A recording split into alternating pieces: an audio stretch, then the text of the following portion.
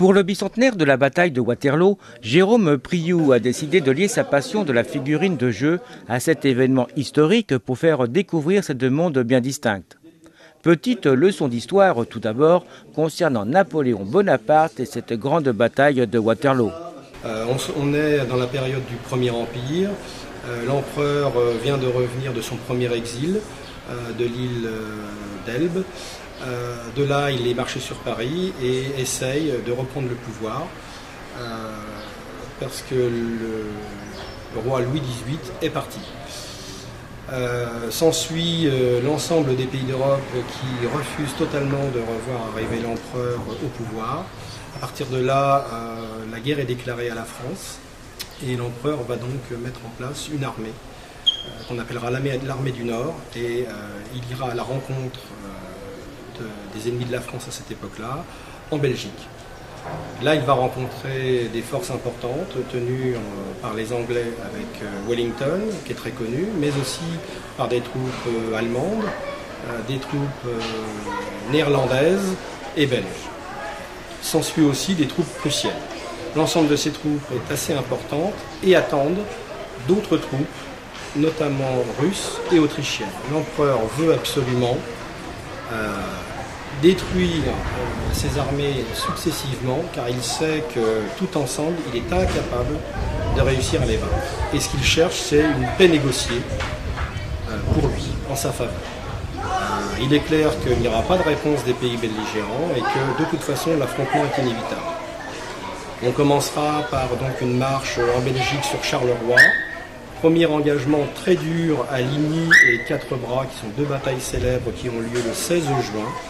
Et ensuite, après que la bataille de Ligny contre les Prussiens ait été gagnée par l'empereur, et donc un recul des troupes prussiennes, et la bataille de Quatre Bras, où en fait il y a eu un match nul, on va dire, entre les troupes anglaises et Napoléon, eh bien on va se retrouver à Waterloo pour une autre bataille décisive. Là, les Anglais sont en position défensive, attendent les Français de pied ferme, en espérant surtout que leurs alliés vont bien venir, comme ils l'ont dit, les soutenir pendant cette bataille. À partir de là, le 18 juin 1815, va avoir lieu un événement certes tragique, militaire, mais en même temps diplomatique, politique, très important et qui va avoir des conséquences sur l'Europe par la suite. Alors, pourquoi avoir choisi Waterloo pour cette exposition ?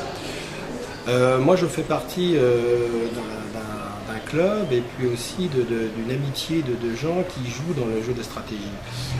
Il y a eu 70 ans du débarquement l'année dernière où rien n'avait été prévu ou fait et moi-même j'aurais pu organiser, manque de temps, et j'avais été déçu.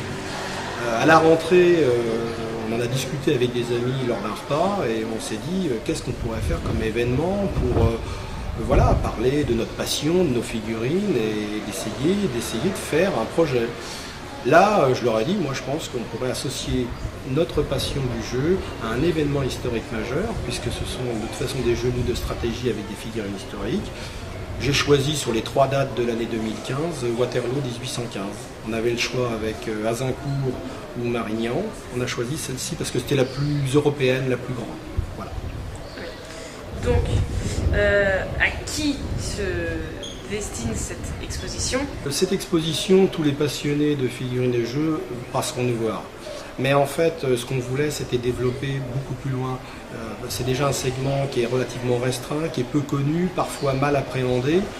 Donc on s'était dit que si des familles pouvaient passer, si des scolaires pouvaient venir, si effectivement on pouvait au sens large amener plus de gens à passer nous voir, eh bien c'était ça l'intérêt.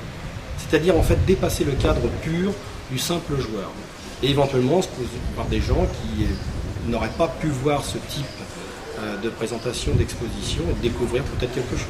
Donc alors l'exposition en chiffres, 3000 figurines, un peu plus, mais on va s'arrêter à 3000. En chiffres, en heures, c'est très important évidemment. Les figurines en elles-mêmes étaient déjà peintes avant le projet. C'est plutôt le décor, la conception des fermes en carton qui ont pris beaucoup de temps. C'est l'organisation, c'est la communication, c'est trouver une salle. C'est toute cette partie-là qui a été très importante et on est sur une période d'1 an. Alors toutes les figurines ont été peintes par moi. En fait, c'est une de mes collections. L'exposition est ouverte à tous et gratuitement à l'espace de la Treille, près de la bibliothèque à Basse-Goulaine, du 11 au 14 juin, de 9 h à 19 h. Dans quel temps va se situer le vainqueur? C'est à ce moment-là que